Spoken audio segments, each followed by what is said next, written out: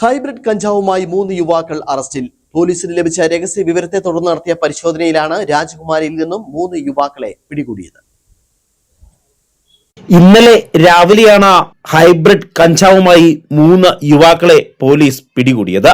രാജകുമാരി സ്വദേശികളായ Joel George, Anand Sajeev, Joel Jose എന്നിവരാണ് പിടിയിലായത്. ഇന്നലെ രാവിലെ അവണക്കുംചാൽ പാലത്തിന് സമീപം ഇവർ സഞ്ചരിച്ചിരുന്ന ജീപ്പിൽ വെച്ച 3 പേരെയും പോലീസ് പിടികൂടുകയായിരുന്നു.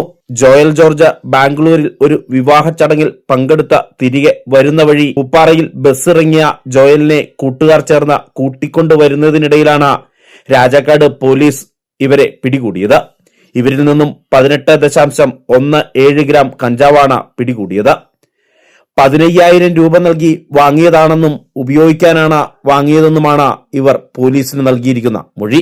കേസ് രജിസ്റ്റർ ചെയ്ത പ്രതികളെ പിന്നീട് ജാമ്യത്തിൽ വിട്ടയച്ചു. ന്യൂസ് ബ്യൂറോ, രാജകുമാരി.